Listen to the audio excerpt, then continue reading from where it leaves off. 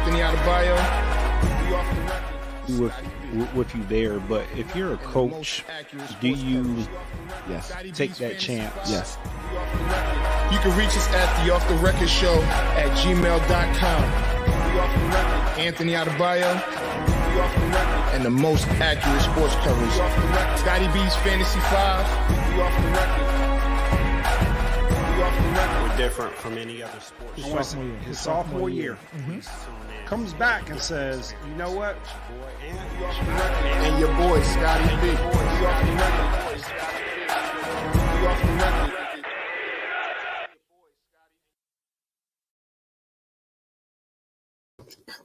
What up? What up? What up? What's up, man? How you doing, brother? I'm good, man. I'm good.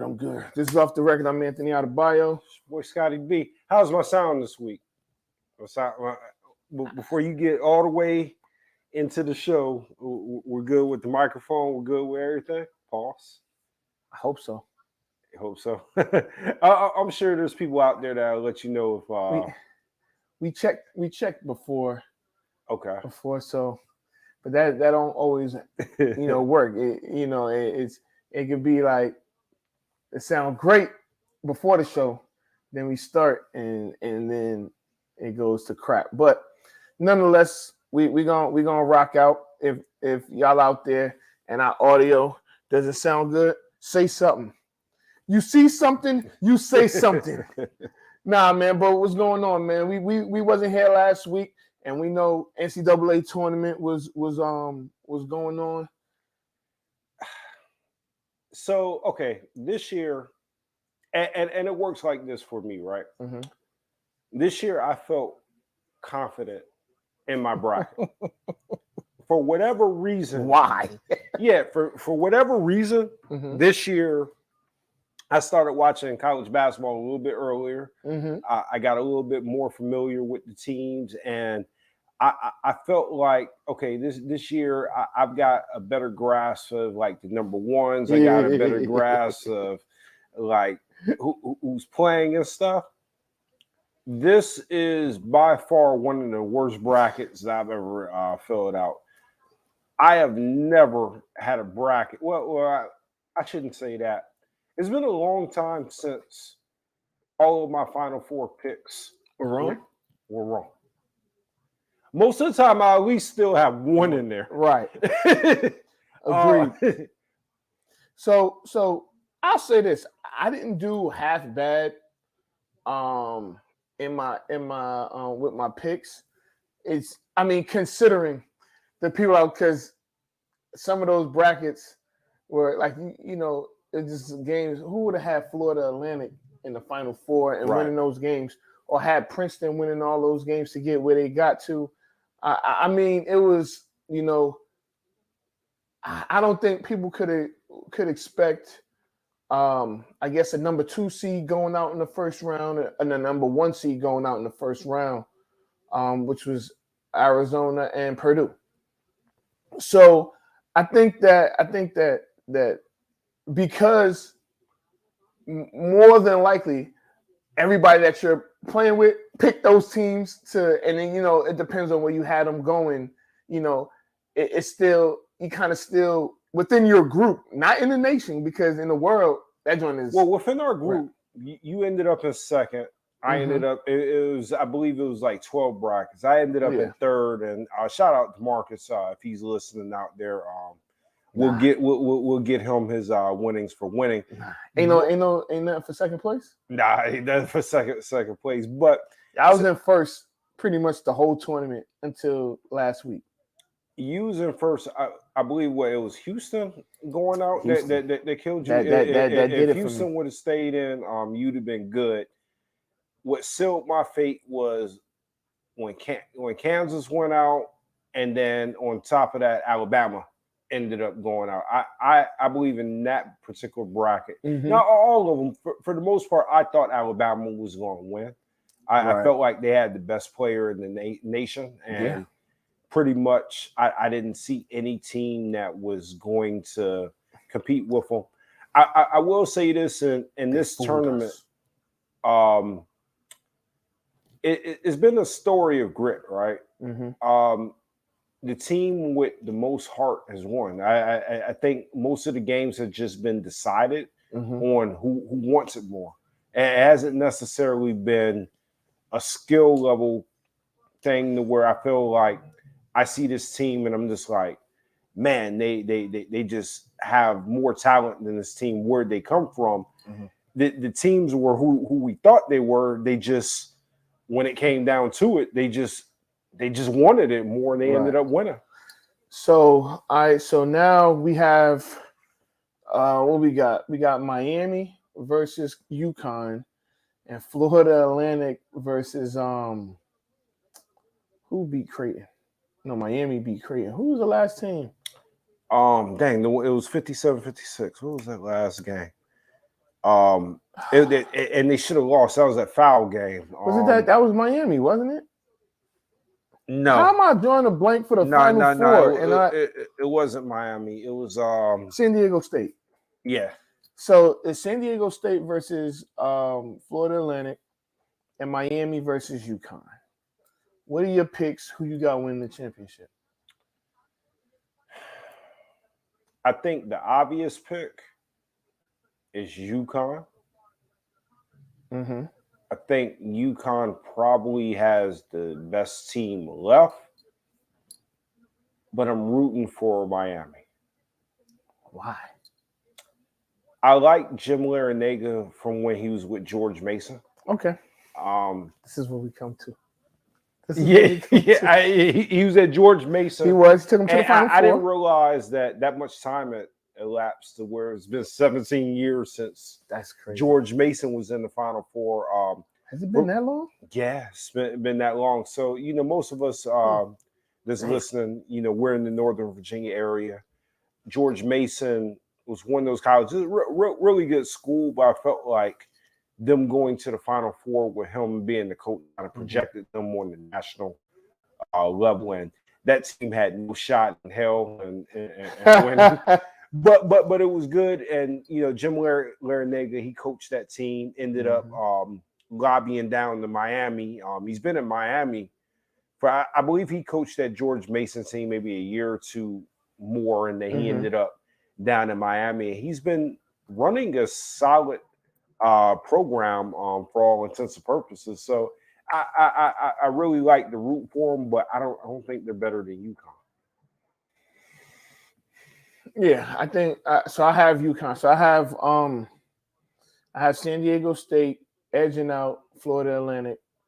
I have UConn beating Miami, and I have UConn win. So here's the thing: I just need UConn to win on Saturday. Everything else, I don't care because it was in this other bracket that I'm in. I'm in third right now, and I'm really the only one that can make a move because I'm the only one that had UConn in the Final Four. Okay. Right? So if UConn wins, I win everything by one point because I'm down by 9. And, in the Final Four, to wins, you get 10 points. And so I have UConn. But if UConn loses, my third place, I'll be tied. And it just depends on, the tiebreaker with the points for the national championship. So I think this is because if you look at UConn, right, and it's a little weird because, UConn women, they're pretty much like the standard. But if you look at UConn, all their coaches win national championships. And if Danny Hurley is able to win his national championship, he's going and I don't think it's going to be easy, but I mean, it's not like he's playing Kansas and then has to go against Alabama or Houston or whatever. So I think this is they better win it. So let's talk about this a little bit, right? And I don't know if a lot of people have talked about it. The transfer portal. I think with the transfer portal, we are starting to see a shift in college basketball. We may see the same shift in college football to where it's giving some of the smaller schools more of an opportunity to compete with being able to get guys that may have been at the Kansases or may have been at the Kentuckys and stuff, and just I want to play. I want to go to the smaller school and play, and they're getting the opportunity to play now. You know, you don't have to necessarily sit out that year. Right. You can come in the next year. Okay, you're on the team, and you're good to go. Yeah. So do you think that that's impacting college basketball, or you think that more is being overstated with it? No. Because it's that's part of the reason.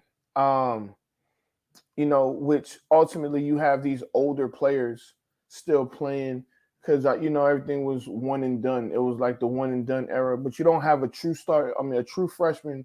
I don't even think you have a true freshman playing in this Final Four. You got your seniors, your teams that are just older and play better team basketball. So now it helps. I think the transfer portal is a big deal.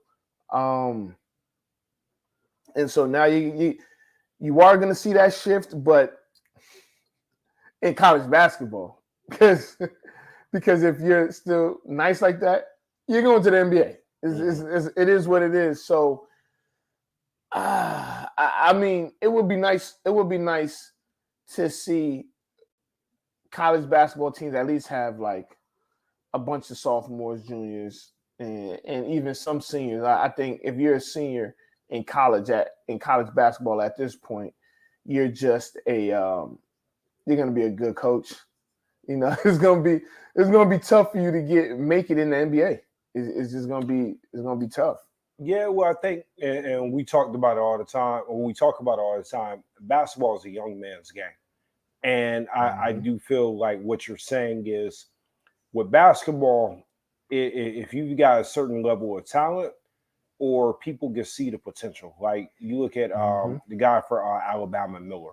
Yeah. You look at, I want to say this without it being one of the biggest pause moments in in off the record history, but you look at his physique, his basketball physique, and you can see the potential to where you're like, you know what, he get developed into being a star in the NBA to where like you can't coach that height, you can't coach his basketball. He's a baller. Yeah, he's a baller too. On top of the fact that he's got the right NBA prototype. Mm-hmm. So then you look at the guy for Kansas State. He is a dog. What is his name? The point guard. The point guard. Noel. Yeah, Noel or whatever. Yeah. He's a dog. Mm-hmm. He's a hell of a point guard, mm-hmm. but he's 5'8", right? Mm-hmm. So you start to look at it. Okay, is he going to change the franchise? No. Is he capable of coming off of a bench? Possibly. I mean, is that a guy that you would draft at 5'8"? It's a huge risk. I don't think it's that big of a risk. I don't think it's that. I think that because I mean, you look at that kid, and yeah, he might be short, but you can tell he in the gym. He in the weight room. You know what I'm saying? Oh, he's a dog. Yeah. He is. The thing is, if you're that height, right? You have to be special somewhere else, and you have to have that dog in you. And I think that he is. You know, like so somebody like Nate Robinson, who is shorter than this guy, right? He just had one. He could jump out the gym, and he was quick like none other. So I think, and he can shoot. This kid can shoot. Oh, he can shoot. Yeah, he can shoot. He's got remarkable court vision. He's clearly a leader. He's pretty clutch. The only concern I really have is maybe his defense. That's going to be a problem. Yeah, that's going to be a problem. But I guess what I'm saying is, look at the guy, right? What is he a senior? He's a senior. He's a senior, right? Mm-hmm. The only reason he's still playing college basketball more likely is because of his height. You look at the guy for Miller for Alabama. Mm-hmm. He's going to be a lottery pick. Not to mention he's really good, right? I'm not going to take anything away from him, but he's really good and he's got that NBA prototype that they're looking for, teams are going to gamble on his potential more than they're going to gamble on somebody that's 5'8", that's a dog. You know what I mean? Like, he could have had that same season, but had he done that his freshman year, would he be necessarily a lottery pick? I don't know. And I don't know, and I don't know if he would be, if he's gonna be a lottery pick. I think he's good, but again, it's rare you see somebody that's 23 years old just get drafted like that. You're not gonna. It's highly unlikely that he's gonna be a lottery pick. But you never know what could happen. I think that he may end up being a journeyman and then lock in on with one team. You just never know. But he just has to be special. He has to be some sort of special, and I think that he'll have that. He will once he gets his opportunity. So it's something I want to ask you. Okay, and we've got to revisit this. Oh boy. Nah. And I think a lot of people that's listening probably want to know about this too. Lamar Jackson. I know everybody is talking about it, but Lamar Jackson. So right now, it's come to light that he's asked for a trade. I would agree with him. He's been disrespected. When this first kind of played out, I kind of was on the fence. So I kind of see the Ravens standpoint, but the longer that I do watch this play out, it is a bit disrespectful that that nobody has gotten a deal or they haven't gotten a trade. Mm-hmm.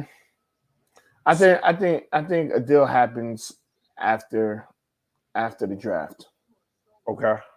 And I mean, it makes sense because, especially if you're a team like the Colts, that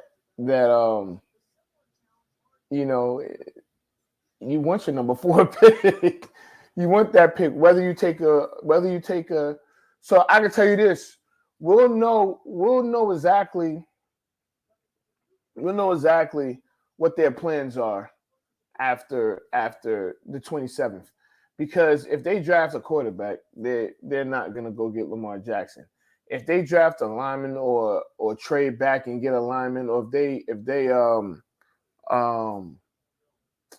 draft a defensive player, all right, they're trying to make a play for Lamar Jackson.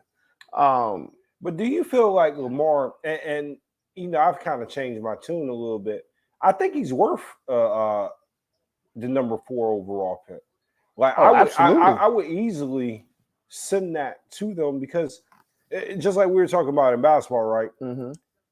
The draft it's really all about potential. Mm-hmm. And you get the opportunity to get somebody that's proven. I mean, he's been an MVP.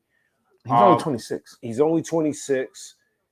Yeah, I mean, whether he's injury prone and not, I mean, it depends on how you look at it, what debate you want to go with, whether or not he deserves like the fully guaranteed money. It just depends how you look at it. But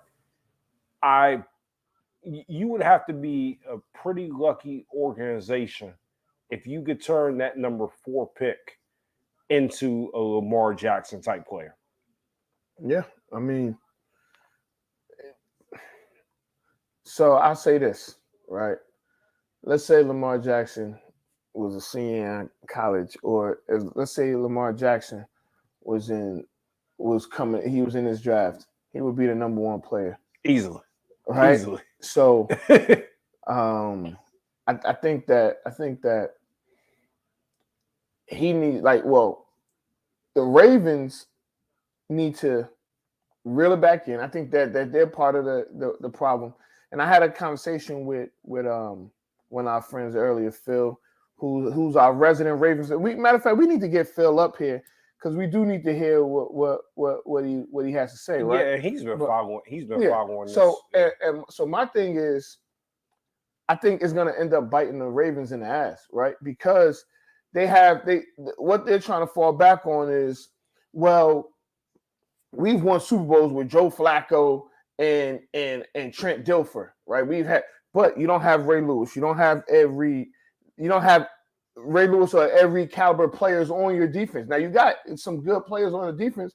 You ain't got those guys. You don't have Syracusas, or you don't have any of those guys who's helped you win a championship. So I feel like they need to, because that's not the type of NFL you play anymore.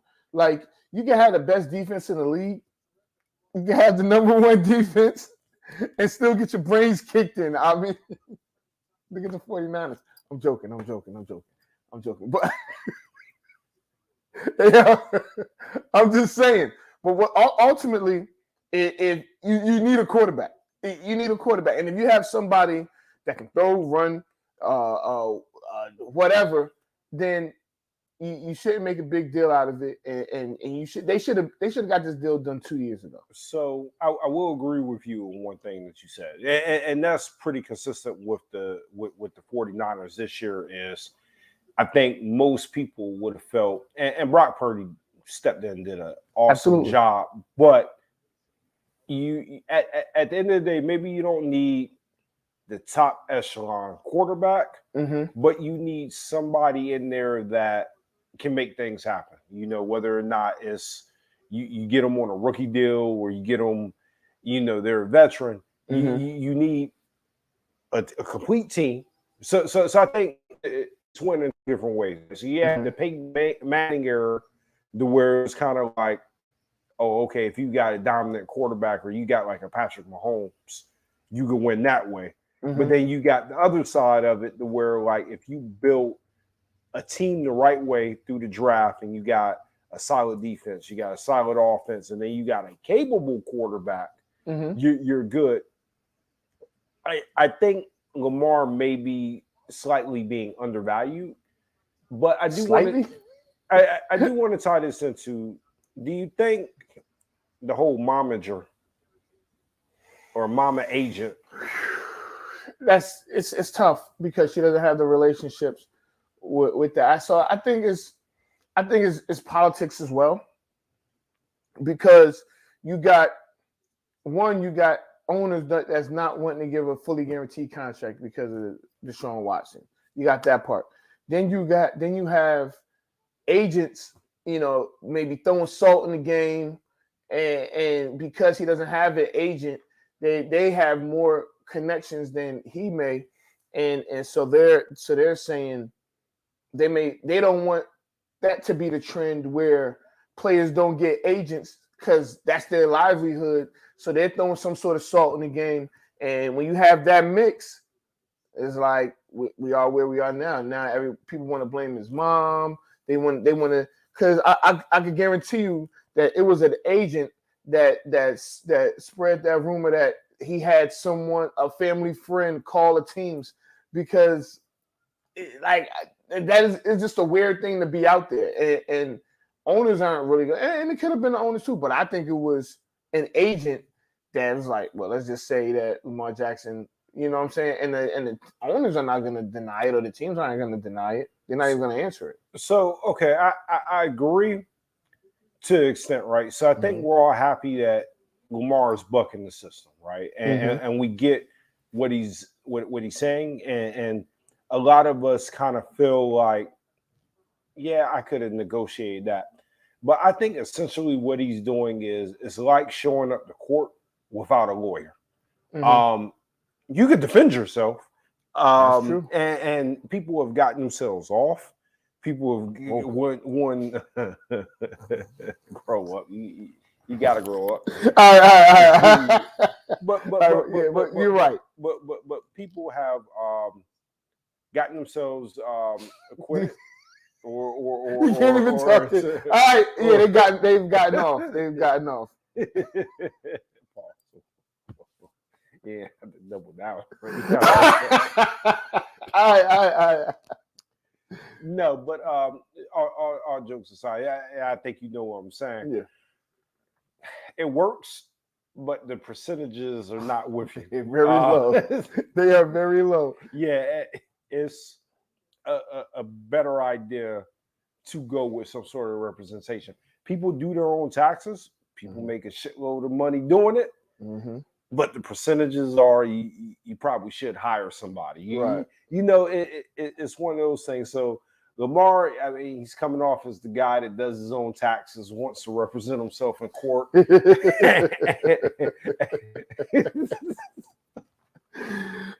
I mean, so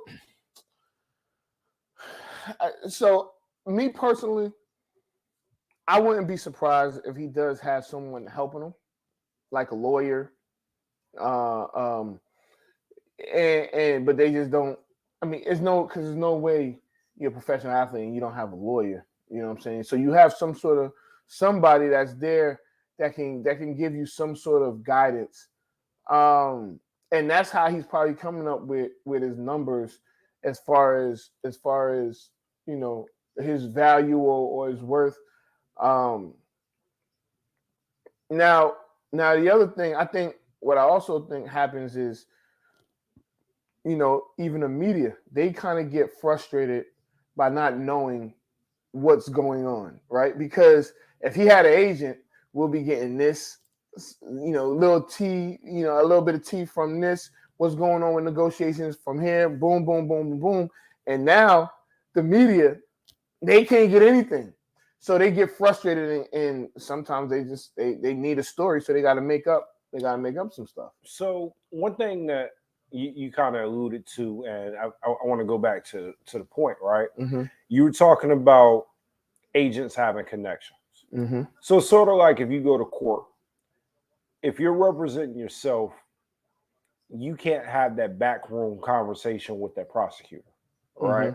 That's what you're paying your lawyer for, to where they can kind of gauge where the prosecution stands on this, where the judge stands on it, or whatever the case may be, right? It's the same thing in the NFL, to where if you're an agent and you got these connections to people in the organization, you can gauge, okay, is there interest there? They're not going to go on the record. And obviously, too, Lamar has got to look at this, right? The deal he wants, even though we all consider it a fair deal and it's not unreasonable for him to ask for it, the owners don't want to pay that. So it's not going to be a lot of people that, even though they may be interested, they're not going to publicly say it or publicly go get him. They're going to want to do that behind the scenes, or they're going to kind of want to at least negotiate in good faith, right? Okay, this is where you're at. Let's at least start the conversation. This is where I'm at, and get an idea of that. If you're focused on playing, you're focused on working out, you're focused on other stuff, you don't have time, and your mom obviously probably doesn't have time to really do that. You need to pay somebody to do that, and that's what you're paying for. Now, you could try to do all that stuff yourself. It's a lot different if the Ravens said, we're committed to getting this job done. You're already in that facility. You already know that you want to be a Raven, and you're like, you know what? I don't need nobody there. I have an idea of what I'm going to sign for. I have an idea of what they're going to, and they can talk to me directly, and we can get a deal done, opposed to they've already drew their line in the sand. I know where they stand. They're not bending. Now I've got to reach out to the other 31 teams and figure out where they're gauging. It's just too much. And there were owners meetings this week that he could have gone to and spoke to people. But so Phil's here to join us. Let's get Phil on here. What this man looked like he just he just came from Easter service, the Easter evening service. Now, what up, Phil? So look, right, I saw Phil at you guys' team banquet, right? Okay. And I was like, that guy looks like the owner, man. He had on the blazer. He was up there. It was the ring ceremony. Yeah, it wasn't a banquet, but he looked like he was the guy that funded all the rings, and he was passing out all the rings to everybody. So, hey, welcome, Phil. What's up, man? What's up, Scott? First of all, I'm dressed in my Lamar Jackson agent's outfit. Oh my God. No, I heard the conversation. Appreciate you guys giving me a couple seconds. Here's the thing. I think there's been errors on both sides. I think Lamar misjudged his market. I think the NFLPA is pushing an agenda to get him the fully guaranteed to actually solidify that market, so it's not a one-off. And I think the Ravens are digging in. And I think all three of them are making a huge mistake. There's a lot of middle ground to be made, where you don't have to give him a fully guaranteed deal over 5 years or 6 years. Mhm. You could do 4. I think he'd be smart to take a 3-year deal, which puts him back in the market at 29. Right. It eliminates all those concerns about his injury and everything else. Can he win? I think one of the things people don't consider is the fully funding escrow account that the owners have to put money in. So if you're talking about putting $250 million in an escrow account that's just sitting there until it's time to pay, that's completely different than cutting a check for $50 million every year. So Right. there's a lot of those things in play. But I told Ant a while ago that a lot of these things were coming. I told him that they were looking at the non-exclusive franchise thing. I felt that was what was going to happen. I did think he would get an offer. that I misjudged that market. And you know what? And I think he still can get it. I mean, he will get an offer. Somebody's going to give him an offer, or they're going to restructure. So let me ask you a question. So like Herbert's coming up, Burrow's coming up. Who else is? I guess Tua. They exercise Tua's option. If you were the Bengals, and we know the Bengals to be like cheap, right? But we know Burrow's different. I think we all know that he's just a different cat. That they're gonna. If you were the Bengals to force the Ravens' hand to do something, because the Bengals don't really want to give. Nobody wants to really give a fully guaranteed. But if the Bengals give Joe Burrow a fully guaranteed contract, right? The Ravens are definitely going to be, their hand is going to be forced to either give him a fully, they're going to have to do something, right? And or they're going to make a move. So if you're the Bengals, if you sign Burrow to a fully guaranteed contract just so you could get Lamar Jackson out of the AFC North, would you do it? I think they were going to do it. I think now the Bengals. Yeah, I think now the messaging that the Ravens, and Phil, you can correct me if I'm wrong because you're closer to this. I don't think they're going to do it. I think they're sending the message that we'll negotiate, we'll give you a deal, but it won't be fully guaranteed. If it was going to be fully guaranteed, we would have did it. But we're not in that. You talking about the Ravens? Yeah. So I think it wouldn't matter what the Bengals. But I think that will force their hand even more, because here's the thing: if let's just say they don't, right? Because the Ravens can still get a deal done with Lamar Jackson. I still think that there's enough love there between Harbaugh and Lamar that they can work that out or whatever. But if another player gets a guaranteed contract and he doesn't get one, I used to think that until yesterday. I didn't know that he had requested a trade. So I think I think that was just part of the strategy. So I think the relationship can be repaired, right? You know agree. what I mean? I don't think that is gone. But It's I think close. he sent a message like, no, you're going to pay me. You need to figure out how to pay me. What are your thoughts, Phil? So about the Burrow thing, right? So I think Burrow will probably approach this differently, right? Everything Absolutely. about him seems that he would approach it differently. Herbert, on the other hand, I think will approach it the same way and go for the guarantee, right?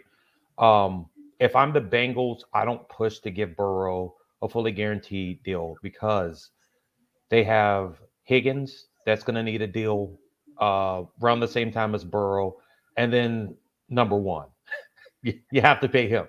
You can't let either two of those walk. Yeah. Right? So but the good thing about the Bengals is that they're gonna have to pay Lamar. Jamar Chase probably I guess technically they still got 3 years to deal with that. But Higgins, I want to say they have a Next year, year. right? Yeah, I think it's next year. And I think because he was a technically second round pick, so he doesn't get that extra year. Yeah, so no, he doesn't get the extra year, and I believe Chase is eligible after next year for the deal, but they'll probably to make it work, stretch it one more year. And this is year 3 for Jamar Chase. Yeah, so I think after year 4, or technically they could do it now, right? Right, he can get an extension now. Yeah, so if you're just using easy numbers, right? 20 for Chase, 18-ish, 20-ish for Higgins, and then 50, that's $90 million.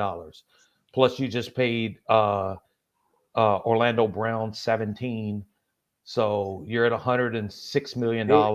They have to win a Super Bowl. So what's being said right now is the Bengals have to win a Super Bowl this year, or there's going to be some changes. And again, you only have that short window when you got special players like that. So they got to the Super Bowl once. They definitely could get to the Super Bowl again. They probably should have been in the Super Bowl this year, right? But whatever. So here's the interesting, right? They let Mixon go. He's just floating around out there somewhere. Wait, Mixon, they didn't let him go yet. Well, the talk is they're going to let him go. So maybe they haven't officially let him go. Mm-hmm. Piron, I think it's a free agent. He's gone. Oh, he's gone. Okay. Yeah. So with them, I would focus on those periphery type positions: tight end, receiver 3, running back. I'm just picking those guys, third, fourth round guys to fill in, and it's going to be tough. I mean, they need to fill that defense though. They lost Bates. That defense needs some help, and I'd be spending every bit of draft capital I have in getting second and third round pick guys to fill in my defense, similar to what Kansas City did, where I think they had a bunch of starters from secondary. The secondary, but it paid dividends for them toward the end of the season. So Samaje Perine, he went to the Broncos. Okay, yeah, the Broncos signing everybody. The Broncos loaded up.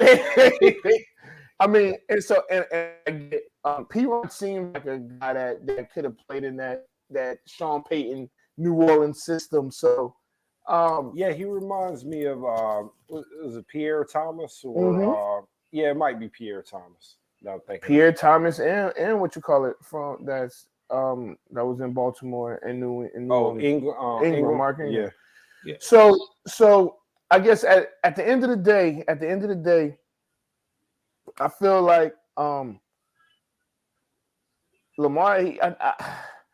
I feel like he's gonna be a Raven, but things are saying that he's gonna be gone, and I think it's leaning more towards gone.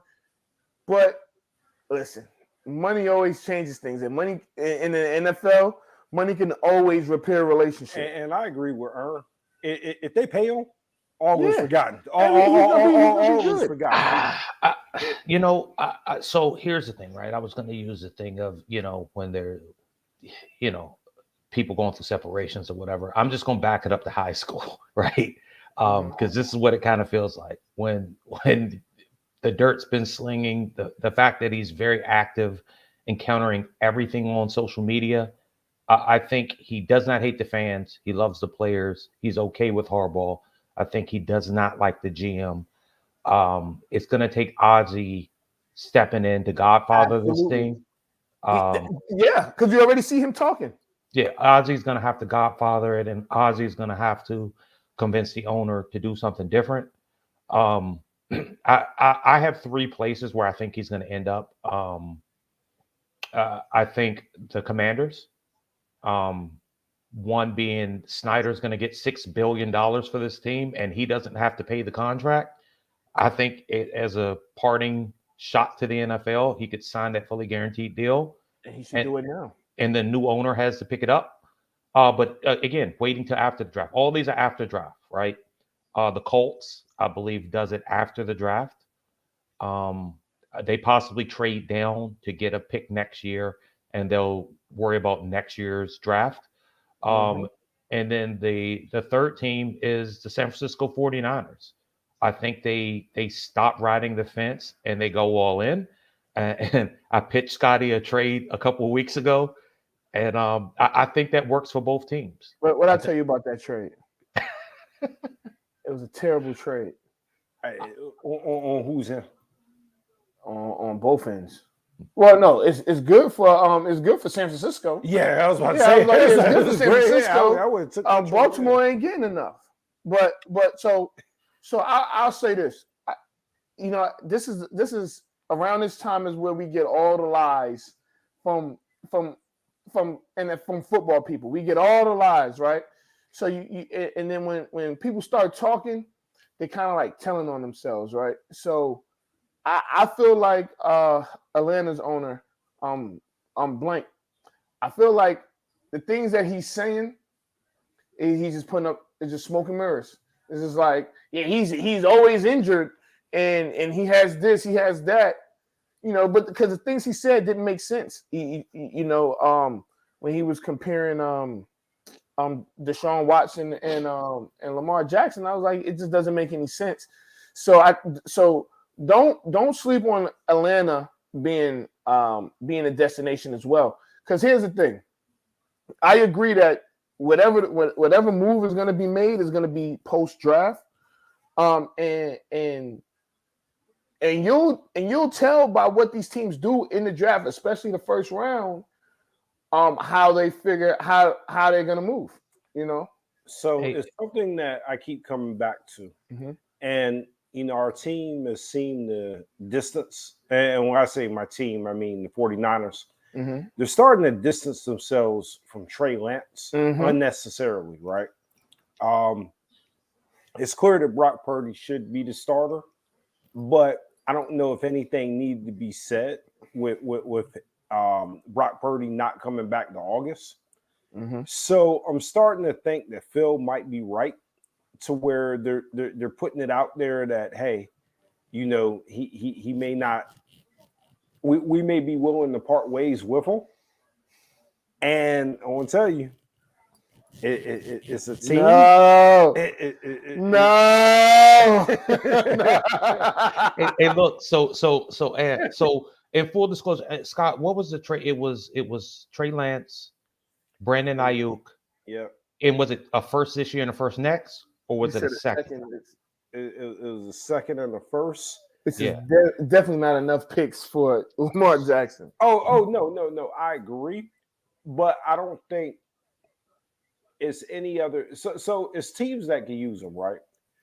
We all agree the Colts are crazy for not going after this guy. And Washington. And the Jets. And the Jets. We do agree that Aaron Rodgers may look good for another year, but you've got an opportunity to lock up a generational talent for multiple years on top of what you have. And you know how different New York would be with Lamar Jackson? Yeah. What? Yeah, they would actually own the town for a little bit. Yes. Because you'll have, who you going to root for? Lamar Jackson or Daniel Jones? Like, let's be for real. Come on.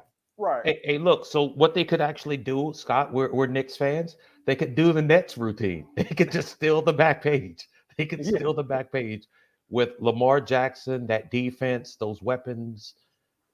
It'd be a great fit. Young coach. Yeah, I mean, it'd be a great fit, but I don't necessarily see them doing it because they're, for some reason, Woody Johnson's locked in on Rodgers. I just don't see it. I don't see it. No, Daniel Dollars now. No, he's definitely not dollars. He's still nickels. He got paid. Respect that man's paid. I mean, he got a Ryan Tannehill deal. Wow. He did. Wow. Hey, It's a fair deal what he got. Hey, not to pivot, but I got a question for you while I have you on here. Wait. You have me on here? Okay. Yeah, while I have you on here, live in front of your audience. Zeke. Okay. He threw out 3 teams, but I haven't heard them actually talking to you. Where do you think Zeke's best fit would be next year? Well, it would be nice for him to come back to Dallas, but I know that's probably not going to happen.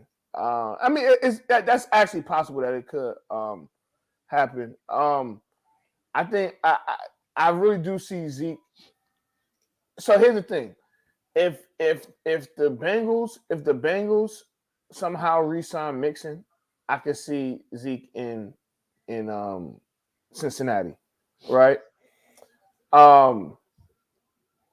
Honestly, he has to go somewhere that has a regular number one. So the Chargers would be a good spot for him. Well, Eckler wants out. Huh? Eckler wants out. Well, Eckler's gonna get paid, and I think that Kellen Moore's system will be good for Eckler and Zeke because Zeke knows the system. So I mean, I'm not gonna say Philly. You're not gonna bait me into saying Philly because I mean, funny that you put that. Like, so Twan says Houston, right?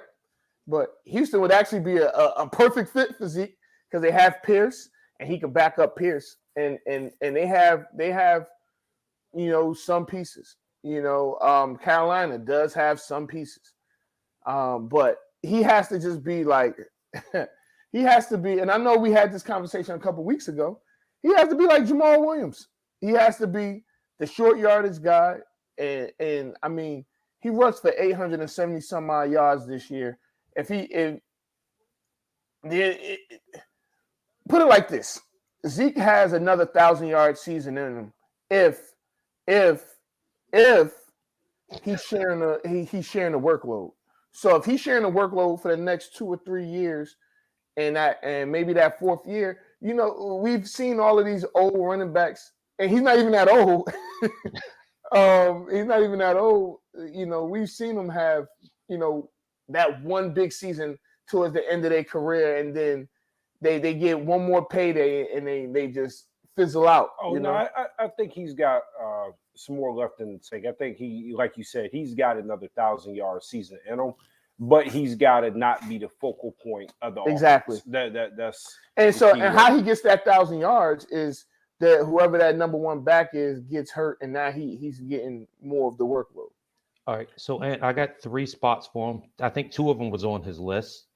Kansas City, your Bengals. I know that would put you in a kind of a position.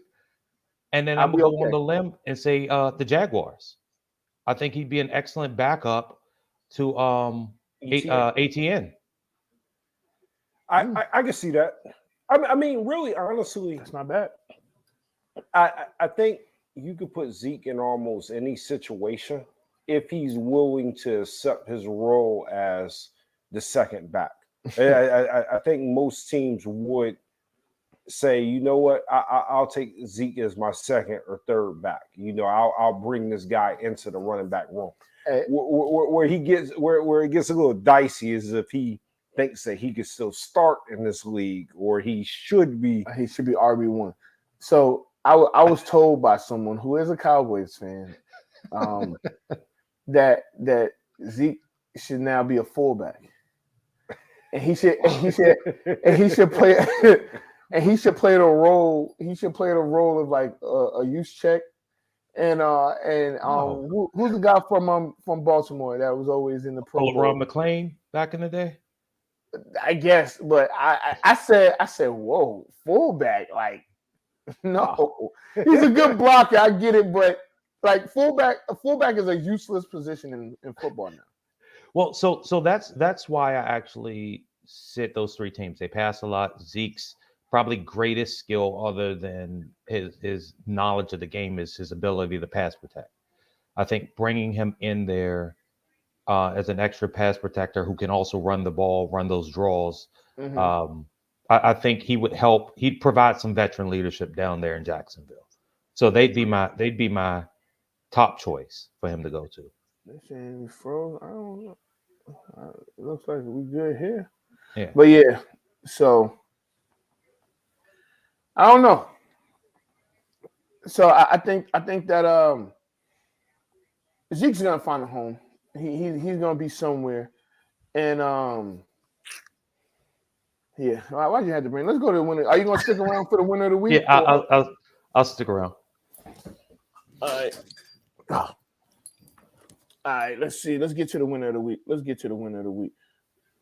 of the week. No, you're a winner. No, you're a winner. No, you're a winner. No, you're a winner. All right. So this week's winner of the week is the NFL. The reason why they are the winner of the week is, if you haven't heard, they are considering flexing Thursday night games. Even though this would be a good moneymaker for the NFL, it has no consideration in the player safety, has no consideration in the fans that may have bought tickets and planned the game months in advance and, can't change their plane ticket or their travel arrangements or any of that stuff. So I think in football, now we're getting to the point to where somebody's got to stop the greed. It's becoming a bit much. And when it starts to be a problem to where it's an expense at the fans, expense at the players, because, Thursday night games, number one, I think you had brought up, most of the time they stink. The only reason most of us are watching is because either we're gambling, maybe it's our team, or it starts the fantasy week. It's just kind of like, okay, well, I don't have anything else to do on Thursday. Right. But I think it's got to be a line, man. We got to stop the flexing. Yeah. So I mean, I think we can blame Amazon first. I think because Amazon has that contract, that's the first person or entity that you like look to like place blame, but the owner. So the thing is, it's some owners that don't care for it. I know John Mara he was not for it. I personally think that is dumb. I don't mind the Thursday games to an extent. To have multiple Thursday games, I think is crazy. I know for a few years the Cowboys, because the Cowboys have Thanksgiving, but what they were doing was they were instead of giving them a bye week, they just give them the following Thursday, and that's okay because you ultimately get in your full week, and then you get like a pseudo, mini bye or half a bye.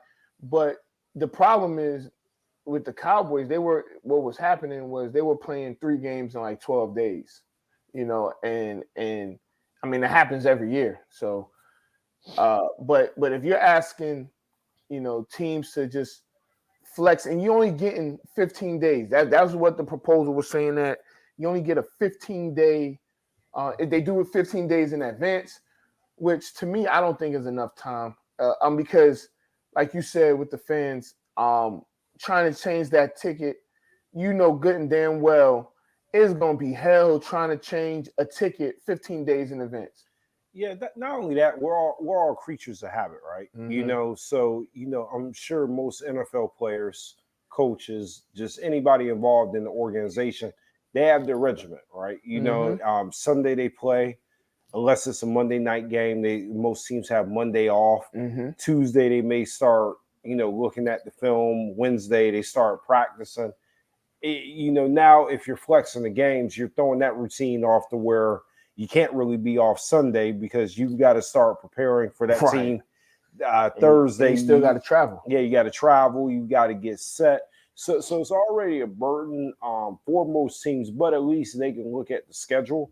And just from a logistics standpoint, you can look at the schedule and now you can have proper planning, Right. But if you've got 15 days, now you've got all this behind the scenes stuff that's got to happen with, the planes, making sure you got the proper hotels, making sure you've got the proper security, making sure these players got lives. They've got other responsibilities outside of football. So now you've got to change your routine and what you've got going on to accommodate to where I really don't see much value in it.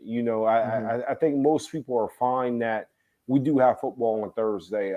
It's becoming more of a staple in America as we've got our Thursday night football. But if it's a sorry game, most people are just fine with. They still gonna watch. Yeah, they're still gonna watch, and I think most people are fine with if they just catch the highlights of that Thursday night game. Like maybe it's on, but if they've got something to do, it's not like Sunday where you or Monday to where you're religiously like I've got to see it. It's kind of it's the Thursday night game. What you think, Phil? Yeah, so I hate the idea of them flexing that Thursday night game. I think it's an awful plan. Not so much for the logistics, right? Because these are all billionaire owners with most of them have their own team planes, except for I believe the Browns may fly on Southwest or something. I think the Bengals takes Breeze. They don't like. First of all, there's nothing wrong with Breeze, yo. Breeze. I rock with Breeze, yo. I get that, but you could only fly on Tuesdays and Thursdays, so throws them off. No, I like both of those airlines. Just kidding, guys. In case you want to sponsor off the record, my opinion is my opinion alone. Southwest food. What? I'll take the sponsorship from Soul Plane if they want. No, but so I heard this proposal, right? And I think this is a better proposal. They propose, and I'll give credit. I can't remember which show. It may have been Canty and Carlin or something on NFL Network. They propose moving that Thursday night game to Tuesdays. And here's was their rationale. If you play on Tuesday, you get a 5-day break before your next game at minimum. And if you play the previous Sunday, it's a 9-day break. Right. And that's why, because I do like that. I didn't hear anybody say that, but I like that for the fact of we saw it already. We saw it during the pandemic. We had games on Sunday, Monday, Tuesday, Wednesday, Thursday. We didn't have Friday, but yeah. So I think Tuesday doesn't really screw up your planning and everything, your scheduling. I think that would be a little. Now, when you say that, do you still have Thursday night games? No, Thursday night goes away. They just move it to Tuesday. I don't know. So I like the idea of the Tuesday game, but I think the NFL likes the idea of the Thursday game because it just starts the football week a lot earlier. Like I think everybody's gotten into the habit of, okay, Thursday starts the fantasy week and the football week. Monday ends it. Tuesday, you've got pretty much all the standings, and you can start picking up the waivers. Wednesday, you find out if those waivers have went in, and then Thursday you start playing again. If you start mixing it up with Tuesday, then it changes the fantasy week. Which let's be honest, that fantasy is a big component of the NFL, right? The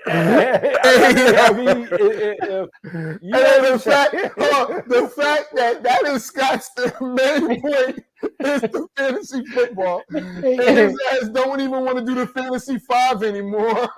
It's ridiculous. He says, think about the fantasy owners. Yeah, exactly. All right, so Scott, along those lines, you push the waiver day, right? So instead of Wednesday, it becomes Thursday morning. Right? then all those drops, anyone that gets dropped and picked up, you still have a chance to that next waiver thing is Saturday. So you can still do 2 waiver days before your Sunday game. It's cleaner. So you think the fantasy week should end on a Tuesday? I mean, if they're going to have this extra day, I don't like the Thursday game, right? When we were down in New Orleans, right, that what should have been a really good game turned not to be a exciting game at all, right? When we were watching that Thursday night game, I think it was the Titans. That's when I realized I was wrong about. Night game. It was a Sunday night game. Oh, you talking about it was the Chiefs? Yeah, it was Sunday night game. Yeah, that was terrible too. Yeah, that game was terrible. But here's the thing. It happened. Here's the thing: when they scheduled that game, in April or whenever they scheduled it, they were expecting. I think they thought AJ Brown was still going to be there. I don't think Derrick Henry played that game either, did he? Yeah, Derrick Henry played. He scored. Oh, so Derrick Henry played, but Tannehill didn't play. Tannehill was hurt. Tennessee didn't have a passing game. I mean, they had Malik Willis at quarterback. He stunk. But the thing is, Tennessee had their defense played pretty damn well that game, and it was a bad football game. At the end of the day, it was a bad football game. Yeah, there's a difference between a defensive battle that makes it a good game and just bad football. And it was bad football. That was bad football. So you don't like Tuesday? No, I do actually like Tuesday. I'm just my only objection would be the fantasy football aspect of it. No, everything else that everybody made sense because it's more time off. I hate this guy. It's a little. Like honestly, nothing's gonna change as far as like preparation. You just bump a day. Pardon me, y'all. I'm sorry. That's so rude. I promise y'all not boring me, man. I promise that. Yeah, y'all not boring me. But with that, I mean, yeah, I hope they reconsider this flexing of Thursday night games. I do think that if it goes through, I guarantee you that you're gonna see a boatload of players just rebelling against it. I know there was some already, but you're gonna see it's gonna be a ton of guys saying this is BS and they're not going to change it now. Once the rules say, I mean, now they could say, you know what, it's too much. And don't be surprised if you start seeing guys sit out Thursday night games. It'll be their form of load management. Load management. Yeah. That was the exact question I was going to ask you. So do you think we start seeing more load management? Absolutely. My counterpoint, they do that, yeah. My counterpoint to that is, would you be fine with the flipping of the Thursday games if they expanded the active rosters from 53, or I think it's only 48 can be active on game day or something like that, from 48 to 60, that allows you some extra depth at those skill positions, the line positions. I mean, obviously you're going to have your quarterback play. Well, the thing is now if you add players, you add money to the salary cap. Let the cap go up. It's got to be some sort of balance. It can't be all take. So I think with selling anything, you've got to be able to sell the players on why it's a good idea. I think that's a way that you could sell the players, is that we're going to increase the roster spots so that you can have more players. And then if you start introducing load management into it, which I think we all would hate, we all will understand, but that's all teams will do, right? Teams will figure out how to adjust, and they'll start getting the guys rest that they need. That need rest. Hey, it's gonna be an analytics thing. Yeah. So I know it's almost time for us to get out of here, but I do want to say this: if they do that, you're gonna start seeing more players from the XFL and the NFL. The XFL and the USFL in the NFL, because those guys, I think that a lot of these NFL teams are going to start looking at those teams and those players there and saying, well, shoot, we can get them here for dirt cheap, because NFL minimum is a whole lot more than the XFL maximum. so I mean, shout out to the DC Destroyers because they killing it. Oh yeah, Only undefeated team in the league. Defenders, but I say Destroyers. No, it's all good. Same thing. They both are cheesy names, but whatever. The only thing that Defend the district. I hate about this idea, and Josh Johnson is sitting there smiling somewhere to where he's like, you know what? I got it figured out because he's made a living. Hey, look, man, being that 10-day guy. I corrected myself. It's DC Defenders. I apologize. I made a mistake. Hungry. But anyway, they're the only undefeated team in the XFL. So shout out to them, Coach Barlow, who did coach at the prestigious Virginia State University. I was about to say University of Virginia State University, whatever. But so representing for the HBCUs. So he's doing a hell of a job. I mean, I think what you call is the DC, right? Greg Williams. So they probably got some bounty gate going on. Hey, man, and XFL they'll love that joint. So and I'll say this: I've watched a lot of the games. DC by far has the best fan base in the XFL. Yeah, it's not even close. Yeah, it's not even close, man. Yeah, so DC does that beer cup thing like that they got from soccer, right? Yep. I mean, they play in the soccer stadium, so yeah. The beer. Yeah, I watched That's some. what we gotta do. We gotta put something on the books where all of us go to a DC Defenders game. Well, I don't know about you guys, but I'll have some credentials. Well, we got press. Yeah, you got press passes too. So, but nah, we got to put something on the books. Maybe we get Phil. Maybe we get Abdul. Get Ern. Get some of the guys. JT, you're invited. I see you in the comments as well. But get some. We should go to the championship in San Antonio. Well, so you not sold me on San Antonio. But if it's the XFL championship, I'm all for going to. I don't even know when the championship is. So I look, the Royals will probably have a game that day. The poor man's Super Bowl. I'm in. Trust me. I don't think I'm almost certain that it's probably gonna be expensive as hell to go to the XFL championship. It probably we could probably get in there. I'm thinking you could probably get in there. You can find tickets for the XFL championship under $300. Yeah, hey Scott, that's what I was thinking. Cheaper than a ticket to a regular season NFL game for the under $300. Yes, for a good seat. Wow.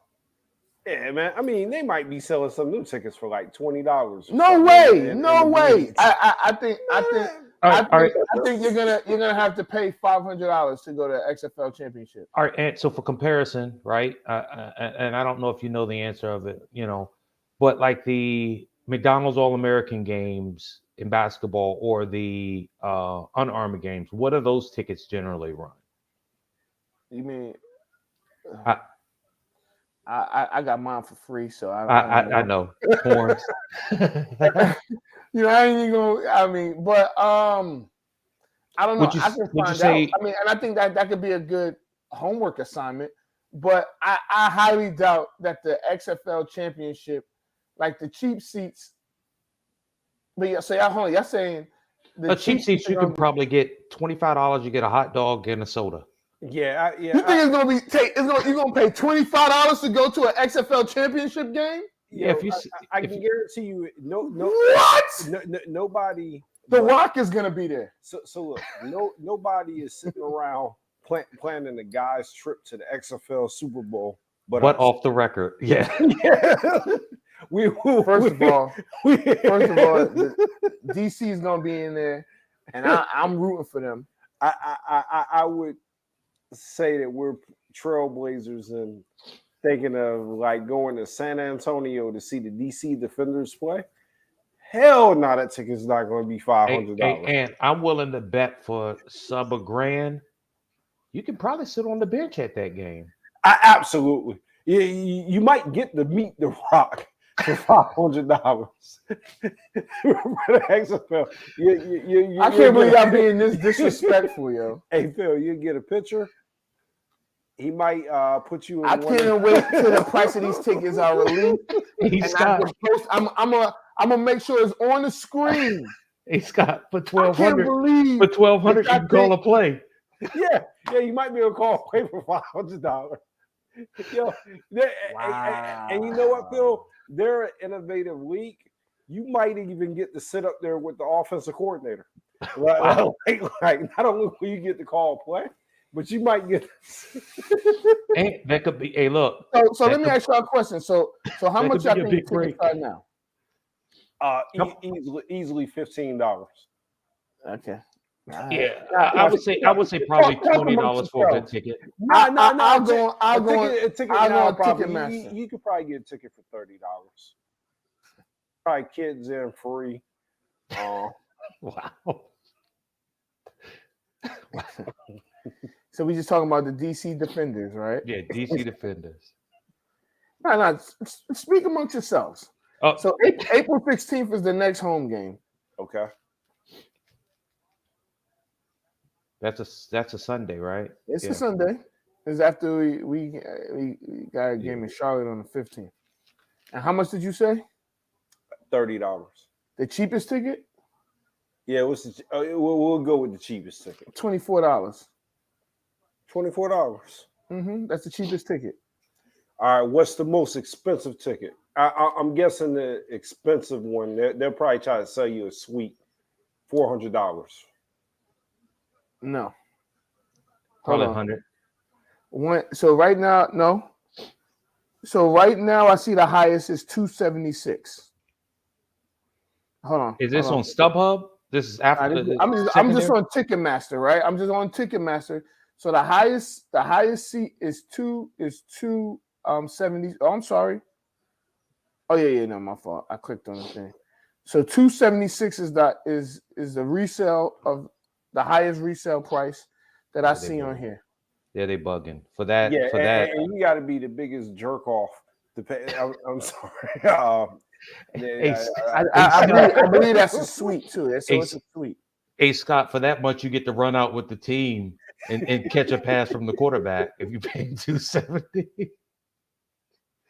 Y'all are really disrespectful. But I respect what they're doing though, right? Because so one of the players, right, that was like a third, fourth string guy, said he bypassed his fourth string quarterback money so that his kids can see him play. AJ McCarron.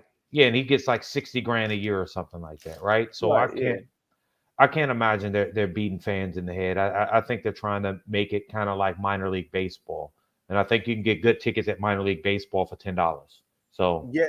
So what were you saying about AJ McCarron again? You were saying that he's only playing just so his kids can see him play. Yeah, he said he wanted to see his kids to be able to see him play. So he's making $60,000 instead of like at minimum $600,000, probably $1 million is a minimum. My thought is you can probably buy a whole bunch more tickets at $1 million than you can at 60, but you know. Yeah, and you know, it was interesting when I saw him on one of the rosters. AJ McCarron, he did a lot of work with ESPN radio. He's really, really, really dope. He's got a really dope show. He really knows his stuff with college football. So I was wondering, I was like, dang, he gave all that up to go out there play again. But I guess anything for the kids. I personally think he could have just threw on a college tape, but it is what it is. Yeah. So Scott, now I understand the sentiment, right? And now if he says like my kids' friends or neighborhood kids or just regular kids, but to say his own kids, like, dude, you could have paid that extra couple of bucks. You get tickets as a member of the team and all that kind of stuff. Don't throw your kids out there. Like, dog, say I want average kids to be able to see us play and do something like that. That would have made more sense. But to say, but I want to take it a step further, and it might be time to go. But I respect AJ McCarron, but I could have went the rest of my life without seeing him play another down football. Hey, look, he's from Alabama, right? He's the Alabama quarterback, right? Yeah. Yeah, Yeah, he could have, like you said, he could have walked around Tuscaloosa and let people walk up to him and said, "Yo, that's AJ McCarron," and his kids would have got the same feeling. So, but shout out to AJ McCarron. Yeah, hey, can I tell y'all something? Y'all ain't, I don't even want to curse.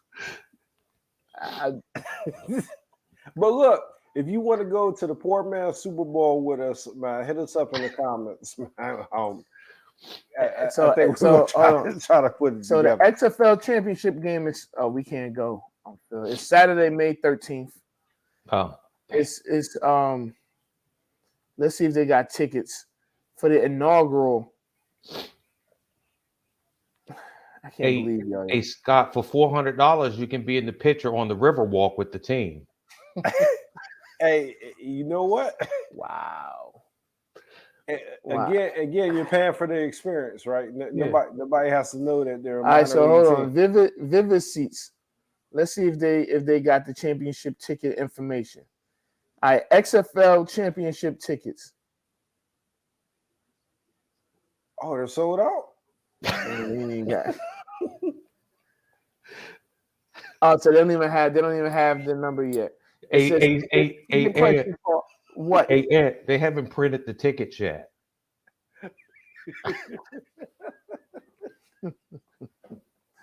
No, I'm giving them a hard time, right? Because shout out to the Royals. To me, they're doing it like one level slightly above us, and they're doing entertainment for the kids, and come see your Royals in Virginia. We'll be playing at home in a couple of weeks.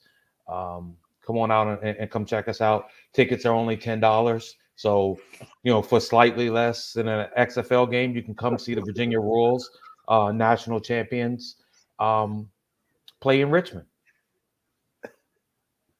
Thanks, Phil. That was great. And he is right. It is slightly less. Scott, don't let me throw this computer at you. Yo. I can't. So we are about to get out of here, but before we leave, I do want to say that the Royals, that's some squad. I take them over everybody, and we did knock off the number one team, the reigning number one team in the nation last week. So, I mean, we wanted to smoke. That's why they didn't want the smoke last year. They made any other excuse that they could, So we ended up joining a league just to get the smoke, and we gave them all the smoke that they didn't want. And at the end of the day, they're nice guys. They're nice guys. I'll leave it at that. No, honestly, very, very well. So here's my politician thing, since I got the politician suit on. Honestly, very, very well coached team, very good players, good league, very good league, good competition in this league. But when our guys, the collection of guys that we have on this team, are just playing and focused on just playing, I don't think there's any team that I've seen that can beat us when we're just playing our game. That is true. Awesome. That is true. Not a single lot told. And being that I'm the reigning coach of the year, I think that is gonna happen 2 years in a row. I ain't tooting my own horn, and I don't even care about it for real. But we are, and again, it's not just me, right? Because you got other coaches on the staff. Really, it's like 4 of us, but 5. But at the end of the day, we've played 3 games, and although we lost the 1 game, we know the reason why, right, Phil? We know the reason why we lost. It is what it is, but we've been coaching circles around all these teams that we've been playing. And not saying that they have bad coaches. We've just been coaching circles around them offensively, defensively, and even special teams. Because before last week, people would have said that our weakness was our special teams, right? And without our special teams, our punter averaged 49.5 yards per punt. Yeah, but I mean, I won't play devil's advocate, right? You guys got championship pedigree. Like We do. That is true. You know, I would expect the coaching to be, elite. But you know, here's the thing though. Sometimes that can kind of get lost when you're dealing with the type of guys that we have, right? Because you know we got some guys that played college, some guys that didn't play college but had the ability to play in college or play arena or whatever, right? So you know, sometimes you know I got to deal with a lot of egos, right? At the end of the day, being that I'm the head coach, I got to deal with a lot of egos, and that part actually makes it fun. Like they may think they stress me out, but they don't stress me out because I kick all their ass. It don't matter. I kick all their ass. So you guys play in Richmond Saturday? No, we're playing in Wilmington, North Carolina this Saturday. Okay. We are playing the Carolina Bengals. They come into the game 2-1. They're 2-1, you know, and we're 2-1, and I you know, we're going in there looking to, of course, get a victory, but we're looking to like execute, you know, not have as many penalties as we did last week, and come away with the victory. Now we ain't gonna sleep on them because we've never played them, so we just gotta come out there, do our assignments, and take care of business. Yeah. Yeah. So shoot, man, Phil, it was good having you on. Thank you, guys. Hey, Mr. Ford, I know you have night court. I think it starts in about 15 minutes. So we appreciate. We know you're in your chambers. Before you go out there, we appreciate you for taking some time out to be a part of the show, man. Greatly appreciate it. Appreciate you guys having me on. Go Ravens. What? Go Ravens. Go Raiders. Ravens. No, I heard them. I just, All right. How about this one? Go Knicks. There you go. Hey. I could have played night court in the battlegrounds joint, and my battle the other night. I didn't even think about it, but we gotta go because you said something about the nasty Knicks. So, you know, whatever. This is Off the Record. I'm Anthony Adebayo. Boy, Scotty B. And yeah, we out. Peace. We off the record. Anthony Adebayo. We off the record. With you there, but if you're a coach, do you take that chance? Yes. You can reach us at the Off the Record Show at gmail.com. Anthony Adebayo. And the most accurate sports coverage. Scotty B's Fantasy 5. We off the record. We're different from any other sport. His sophomore year. Comes back and says, you know what? And your boy, Scotty B.